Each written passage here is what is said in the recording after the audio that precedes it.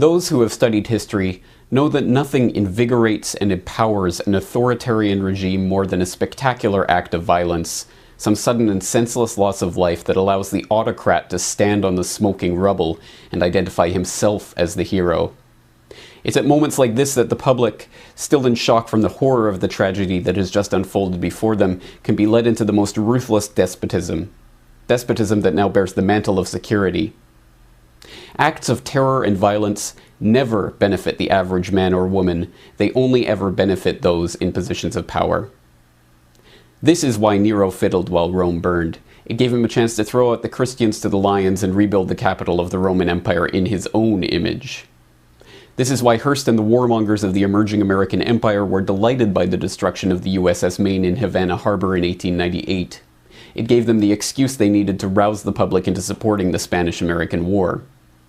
This is why Israel attacked the USS Liberty in 1967 during the Six-Day War, strafing and torpedoing it relentlessly for hours in a vain attempt to send it to the bottom. The Israelis believed that the loss of the Liberty could be blamed on Egypt and draw the Americans into war.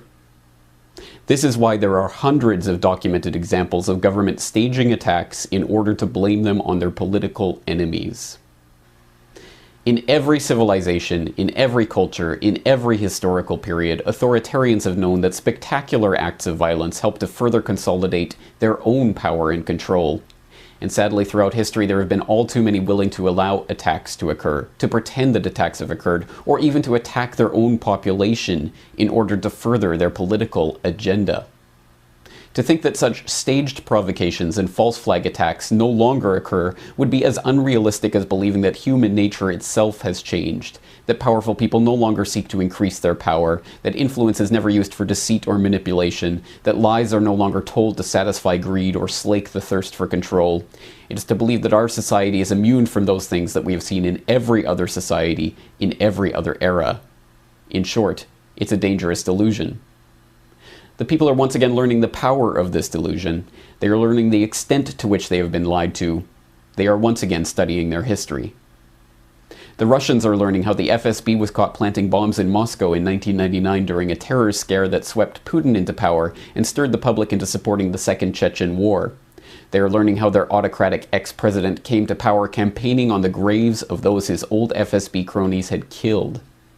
The Israelis are learning how Mossad has been caught time and again posing as the very Muslim terrorists they claim to be opposing. They are learning how Israel uses the specter of terror to further extend their blank check drawn on American funds to expand their police state at home and maintain their hardline stance, the world's sixth largest nuclear superpower supposedly threatened by the possibility that one of their neighbors may one day obtain a single nuclear weapon. The British are learning how their SAS officers were caught dressing up as Arabs in Iraq, driving around with trucks full of munitions, shooting at police to stir up ethnic tensions, and ensure that permanent bases could be built in the region. They are learning how Harun Aswat, the supposed mastermind behind the 7/7 bombings, was working for British intelligence. They are learning how British military intelligence took part in IRA bombings. The Indians are learning how the Mumbai attack was helped by a US agent who is cooperating with investigators so that he won't face questioning by foreign authorities. The Canadians are learning how their own provincial police dressed up as protesters in 2007 and threatened violence against other police in order to force a crackdown on peaceful protests. And the Americans. The Americans are learning that there were multiple bombs found, dismantled, and taken out of the Alfred P. Murrah building on April 19, 1995. They are learning that Timothy McVeigh had written a letter to his sister in which he claimed to be in the Special Forces for the US Army. They are learning the bombing was being directed by FBI informants, just as the 1993 World Trade Center bombing was.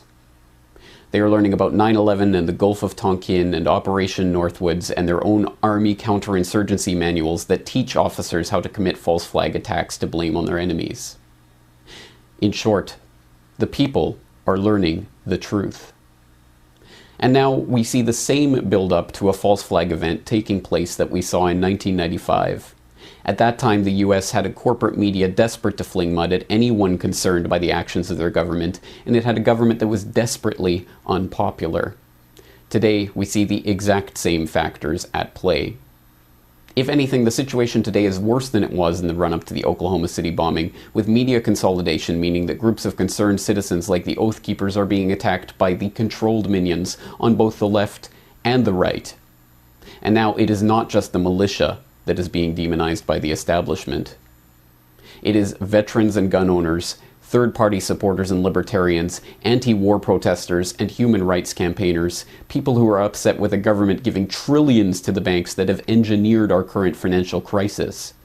In short, everyone is now a potential terrorist according to the governmental and media agencies that deign to limit our range of acceptable opinion and control dissent.